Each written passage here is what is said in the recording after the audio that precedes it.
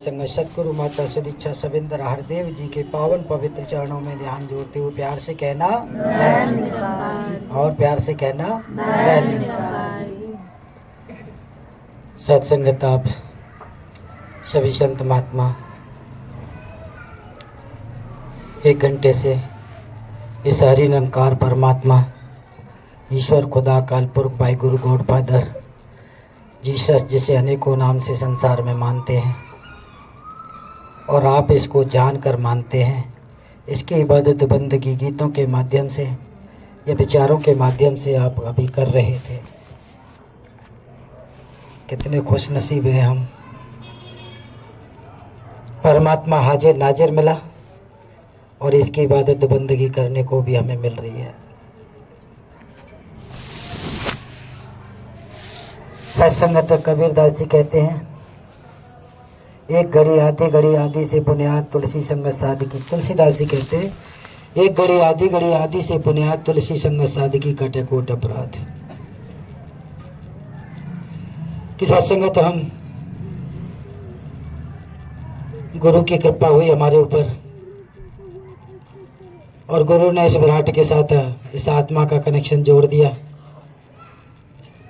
और जोड़ने के बाद 3 चीज़ें हमें गिफ्ट में दी, वो दे सेवा सुमरन सत्संग। जैसे सत्संग किसी को पैसे देते तो ब्याज आती है, उसी तरह सत्संग हमें निरंकार परमात्मा तो दिया, 5 प्रणों के दायरे में बांधा कि इनसे बाहर नहीं जाना, और सत्संग उसके बाद हमें गिफ्ट में 3 चीज़ें दी थी, सेवा सुमरन सत्संग। अगर सत्संग सेवा सुमरन सत्संग हम करते रहते हैं, यानी कि सत्संग में आते रहते हैं, तीनों बरकरार चलती रहती हैं। किसी प्रकार से सत्संगत अगर नहीं आते हैं तो जो कुछ था हमारे पास पल्ले था वो भी धीरे धीरे गायब हो जाता है। बच्चा स्कूल नहीं जाएगा तो आप देख लो, छुट्टियां ज़्यादा हो जाए तो उसको जाने को दिल नहीं करेगा, क्योंकि होमवर्क काफ़ी इकट्ठा हो चुका होता है, उसके जाने की हिम्मत नहीं पड़ती। ऐसे ही सत्संगत कहीं ना कहीं हम हैं, अगर संगत छोड़ना शुरू कर देते तो सत्संगत फिर बात नहीं बनती, क्योंकि संगत ही एक ऐसी खुराक है जो हमें परमात्मा के साथ अटैचमेंट रखती है, साकार के साथ अटैचमेंट रखती है। अन्यथा संसार में ऐसी कोई चीज़ नहीं है जो परमात्मा के साथ हमें जोड़े। संसार में तो सत्संगत आप देखते हैं कि एक दूसरे की बुराई, निंदा, चुगली, बैर, ईर्ष्या, अहंकार, मकान का घमंड, पैसे का घमंड, शरीर का घमंड, गाड़ी का घमंड, बंगले का, कोठी का, पता नहीं कितना कितना इंसान इस अहंकारी रूपी घमंड को अपने सर पर बोझ लिए घूम रहा है। लिखा है कि सत्संगत ये तन बिसकी बेलरी गुरु अमृत के खान, शीश दिए यदि गुरु मिले तो भी सस्ता जान।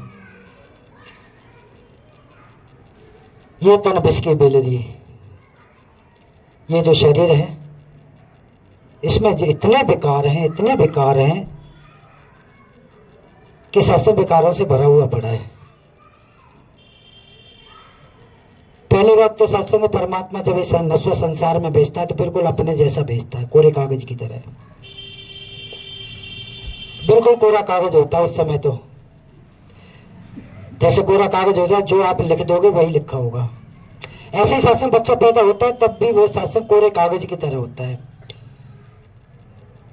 और सत्संग कहते भी हैं कि 4-5 साल तक के बच्चे की गवाही जो होती है कोर्ट भी मानता है, जो बच्चा कहेगा, कि यानी कि परमात्मा ने बिल्कुल अपने जैसा बना के भेजा होता है। लेकिन सत्संगत हम जो सौगातें देते हैं, परिवारजन, समाज हमारा सौगात नहीं देता है। किस तरफ मोड़ के लेके जाता है?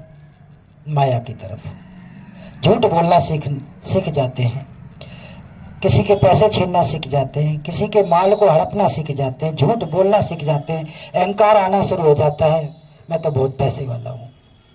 इसीलिए तो कहा है कि ये तन बिसकी बेलरी गुरु अमृत की खान। ये जितने भी विकार हैं ये सारे के सारे विष के समान बताए हैं, जहर के समान बताए हैं, क्योंकि इन्हीं में अगर इंसान खोया रहता है तो अपने लक्ष्य की प्राप्ति नहीं होती। ये बोझा उठाए हुए सर पर पूरा जीवन तो निकाल देता है घूमते घूमते, और सत्संगत शरीर छोड़ने के भी बाद उनका भुगतान करता रहता है 84 लाख योनियों में। जिस जिसका खाया, जिस जिसका लूटा, उसका भुगतान करता रहता है। सत्संगत दास को ध्यान आई एक कहानी। एक राजा था, सत्संगत तो उसने धर्मार्थ वाला राजा था। उसने सोचा कुछ अंधे हैं हमारे देश में, राज्य में, इनको रोजाना भोजन कराया जाए। सत्संगत तो उस राजा ने रोजाना भोजन बनवाए और उन अंधों का भोजन कराता। एक दिन क्या हुआ, सत्संगत एक चील सांप को लेकर, सर्प को लेकर उड़ती हुई जा रही थी ऊपर से। चील का शिकार था तो चील अपने शिकार को लेकर जा रही थी। सर्प को अपना बचाव करना था तो वो जहर छोड़ता हुआ जा रहा था, और वही राजा के महल के ऊपर से निकला तो सत्संग वो जहर की बूंद, वो जो खीर बन रही थी उसमें गिर गई। अब वो जहर की बूंद उसमें गिर गई तो सत्संग जो अंधों ने खाना खाया था, लंगर खाया था, वो सारे मर गए। अब तो सत्संगत चर्चाएं होने लगी कि भाई राजा के यहाँ खाना, राजा ऐसा तो है नहीं, लेकिन पता नहीं क्या हुआ, इतने अंधे मर गए। राजा ने सोचा मेरा राज करना व्यर्थ है, मैं भगवान की खोज में चलता हूँ, भगवान से पूछूंगा कि आखिर हुआ क्या है। सत्संग वो जंगलों में निकल गया, और जंगलों में जाकर सत्संगत जब उसे रात हुई तो उसने एक गांव देखा कि भाई कहीं रुकने का स्थान देखा जाए। तो उस गांव में गया तो वहां एक चौपाल थी, चौपाल पर कुछ आदमी बैठे थे। उसने चौपाल पर पूछा, भाई साहब कोई यह धार्मिक आदमी है, कोई संत महात्मा है, मुझे एक रात ठहरना है, कोई है तो बताओ। तो सत्संग तो उस गांव में एक बहन भाई थे, बड़े ही तगड़े भगत, भगवान पर विश्वास करने वाले, गुरु निरंकार इसके साथ जुड़ने वाले, जुड़े रहने वाले। तो सत्संग उस पर चौपाल पे जो इंसान बैठे हुए थे, कहा था उन्होंने कि वहां चले जाओ, दो बहन भाई बहुत तगड़े भगत हैं, बहुत बड़े भगत हैं, तुम्हें आसरा मिल जाएगा। राजा वहां गया, जाकर हाथ जोड़कर उन्हीं सत्संगत उनसे विनती की। बहन भाइयों ने कह दिया ठीक है, आप रुक सकते हैं। और सत्संगत रात हो गई, खा पी के उसका अतिथि का जो सम्मान होता है पूरा पूरा सम्मान किया, खाना पीना जो भी था। उधर बहन भाई भी सो गए, उधर वो राजा भी सो गया अपने कमरे में। सुबह राजा उठा तो देखा उसकी जो बहन है वो सत्संग तपस्या में लीन है, मतलब सुमरण में लीन है, ध्यान में लीन है, और भाई उठ चुका है। तो भाई सोच रहा है मेहमान घर पे आया है, आज तो हमें जल्दी इसके रोटी पानी बनाने थी, जाना था, लेकिन बहन काफी देर बाद उठी। तो भाई कहने लगा, राजा वहां बैठा है अपने बिस्तर पर, सोच रहा है कि इनकी निंद्रा खुले, ये सुमरन से जागे तो मैं भी अपनी प्रथा सुनाऊं और मैं चलूं। और सत्संग तो हुआ क्या, भाई बहन से पूछ लगा, आज बहन बहुत देर कर दी, आपको जल्दी उठना था, आज अतिथि आए, इसका सम्मान करके इसे विदा करना था। कहने लगी, भैया आज मैं यमराज की सभा में थी, वो क्या बोलते हैं,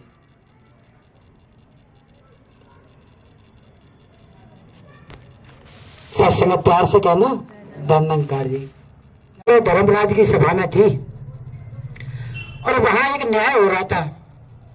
मैं न्याय सुनते सुनते मुझे काफी देर हो गई। कह रहे क्या न्याय हो रहा था, कह रहे राजा ने अंधों को भोजन कराया, उसमें एक चील सर्प को लेके जा रही थी और सर्प जहर फेंक रहा था, जिसके कारण खीर में गिर गई, और वो जो 100 अंधे थे वो 100 के 100 मर गए। अब वहां पर न्याय नहीं हो पा रहा था कि इसका दंड का भागीदार कौन है। भाई चील है, उसका भोजन है, वो तो भोजन करेगी, कुछ ना कुछ तो मारना है उसने, शिकार करना है उसने, क्योंकि वो रोटी तो खाती नहीं, घास तो खाती नहीं। सर्प है, उसे अपना बचाव करना है तो वो भी जहर फेंकेगा। इधर राजा का कोई दोष नहीं है क्योंकि वो तो रोजाना की तरह खीर बनवा रहा है, उसका कोई दोष नहीं है। आखिर इसका दोषी किसे करार दिया जाए? और वो राजा सुन रहा था, ये तो कहानी मेरी है। सत्संग तो बुलाया, बहन आगे क्या हुआ? कहने लगे न्याय नहीं हो पाया, अब कल सभा लगेगी। राजा ने सोचा आज इतना मिल गया है, कहानी मेरी है, हो सकता कल को न्याय हो जाए। उनसे प्रार्थना की, बहन आज और रुकना चाहता हूं मैं। उसने कहा ठीक है। अब यह खबर सत्संग धीरे धीरे गांव में फैल गई कि राजा कल तो रुका ही था लेकिन आज फिर रुक गया है। और सत्संग तो राजा रुका और गांव में चर्चाएं शुरू हो गई। ये राजा आया सही नहीं है, ये आदमी, बहन बेटी जवान है उसके यहाँ, और लेके भग जा। बहुत सारी बातें होने लगी वहां। और सत्संग सुबह फिर रात हुई, सभी ने लंगर किया। लंगर करने के बाद सुबह सुबह फिर ध्यान पे बैठेगी। ध्यान पे बैठी तो जल्दी जग गई, और जल्दी जगने के बाद राजा को बड़ी बेचैनी थी। राजा आया जब वो जागी उससे, तो सत्संग तो राजा ने पूछा बहन आज न्याय क्या हुआ? कहने लगी न्याय ये हुआ कि जितने भी चौपाल पर बैठे हैं ना वो पाप के भागीदार हैं, क्योंकि वो निंदा कर रहे थे राजा की कि राजा ऐसा है वैसा है, इसके घर रुका है, जवान लड़की है इसीलिए घर रुका है, पता नहीं बहुत सारी बातें हो रही थी। कह रहे ये पाप का भागीदार है, इसको सजा मिलेगी इसकी। यमराज का फैसला हो गया। तो सत्संगत किसी की निंदा हम करते हैं, हम उसका जो दुख आने वाला है ना वो अपने ऊपर ले लेते हैं, थोड़ा थोड़ा बुराइयां कर करके अपने ऊपर ले लेते हैं। इसीलिए तो गुरु कहता है बैर निंदा नफरत, बैर ना तकरार की और आज जरूरत प्यार की। प्यार सजाता है गुलशन को और नफरत बेरान करे। गुरु यही तो चाहता है। सतगुरु माता जी यही तो रोजाना समझाती है इसी बात को, प्यार की बात रोजाना समझाती है, काश हमारी समझ में आ जाए। क्योंकि सत्संगत love is God, God is love. प्रेम ही परमात्मा है, परमात्मा ही प्रेम है। जिन प्रेम कियो तिन प्रभु पायो। जिन्होंने सत्संगत परमात्मा को जानकर प्रेम, एक नूर है सबके अंदर, नर है चाहे नारी है, ब्राह्मण क्षत्रिय वैश्य हरिजन खलकत एक की सारी है। और सत्संग प्रेम तो हमें स्वतः ही हमारा जागना शुरू हो जाएगा। क्यों? हर घट साइया बोले एक नूर है सबके अंदर। तो सत्संग तो जो हर घट में हमें परमात्मा नजर आ रहा है तो दुश्मन तो कोई हो ही नहीं सकता ना। एक तरफ तो मैं इसको परमात्मा को खुश करना चाहता हूं और दूसरी तरफ परमात्मा के बंदों से अगर मैं प्रेम ना करूं, इनसे दुश्मनी करूं, तो क्या परमात्मा खुश होगा? कभी नहीं। सत्संग तक एक खुदा के बंदे ने पूछा है खुदा तू कैसे खुश होगा? आवाज आई तो मुझे खुश करना चाहता है तो मेरे नुमाइंदों को खुश कर ले, यानी मेरे बच्चों को खुश कर ले। मुझे खुश करना चाहता है तो सत्संगत सतगुरु हमसे बार बार यही तो चाहते हैं कि बस प्यार प्यार हो, नफरत ना हो। इसीलिए सत्संग संगत का महत्व सबसे बड़ा दिया गया है कि ये सारी चीजें हमें संगत में आने से मिलेगी। बिना सत्संग विवेक न हुई, बिना सत्संग के हमारा विवेक बुद्धि जो है ये काम नहीं करती। हमारे अंदर जो सत्संग की बातें हैं, दास अपने ऊपर कह रहा है कि सत्संग की बातें मैं सारे श्रवण नहीं कर पाता। घर जाके याद करूं तो कोई एक बात याद रहती है, मुश्किल से कभी कभार। लेकिन अगर संसार में कोई मुझे कुछ कह दे तो जिंदगी भर याद रखूंगा। है ना मेरे मन की सोच? संसार में अगर कोई कह दे तो मैं जिंदगी भर याद रखूंगा, इसने मुझसे ये कहा था, क्यों कहा था। और गुरु सत्संग कुछ अलग पाठ पढ़ा रहा है। मैं गुरु कहता है कि किसी ने अगर कुछ कह दिया उसे भूल जा, भूल जा इतनी देर के लिए गुस्सा करके जितना कि पानी पर लकीर खींचने के बराबर। कि जैसे पानी पे लकीर खींचो कितनी देर टिकती है महात्मा जी, कितनी देर टिकती है? लकीर खींची और गायब। तो महात्माओं के लिए भी यही कहा गया है कि अगर गुस्सा भी करनी है तो ऐसे गुस्सा करो कि जैसे पानी पे लकीर, पत्थर की जैसी लकीर नहीं बनानी, क्योंकि पत्थर की लकीर मिटती नहीं है। सत्संगत, तो सतगुरु ने सत्संगत इतनी बड़ी सौगात के साथ हमें जोड़ दिया। और सत्संगत हमारा फर्ज बनता है, क्योंकि सत्संगत ये गुरु के लिए नहीं कर रहे, ये मैं अपने लिए ही कर रहा हूं। जो कुछ कर रहा हूं मैं अपने लिए, कि गुरु ने ये ब्रह्म ज्ञान की दात दे दी और उसके बाद समझ में आया, बता दिया कि तू अलग से नहीं आया कहीं, तू इसी से पैदा हुआ है, तू इसी से है, यही तेरा अस्तित्व है, इसी में से पैदा हुआ तो इसी में समाएगा। वैसे तो सत्संगत जो ब्रह्म ज्ञानी नहीं होते, जो परमात्मा को नहीं जानते, वो भी इसी में से आते हैं और इसी में जाते हैं। क्योंकि सत्संग कहीं भी शरीर छोड़ा, किसी भी होने का शरीर छोड़ा, इसी में आते हैं। लेकिन उनको पता नहीं होती कि मेरे ठिकाना है कहाँ। आते इसी में है, इसी निरंकार में ही आते, इसी में विलय होते हैं, लेकिन उनको पता नहीं होती कि मेरा ठिकाना है कहाँ। इसलिए वो रुक नहीं पाते, वो शरीरों की खोज करना शुरू होते, शरीरों को ढूंढना शुरू कर देते। वो 84 लाख योनियों का चक्कर। और सत्संग जो ब्रह्मज्ञानी होते हैं, क्योंकि सत्संगत इन्होंने जीवन भर जब से आप जी के चरण पकड़े, जब से संतों की शरण में आए, संतों के चरणों में आए, गुरु के चरणों में आए, तब सत्संग निरंकार परमात्मा मिला। तो सत्संगत इसी से प्रेम रखा, इसी से प्रेम हुआ, क्योंकि सत्संगत यही है मेरा जीवन साथी। अब जीवन रहते हुए, शरीर रहते हुए तो है ही मेरा साथी, शरीर छोड़ने के बाद भी साथी होगा। या और कोई है बचा सकता है? मेरी मम्मी बचा सकती है?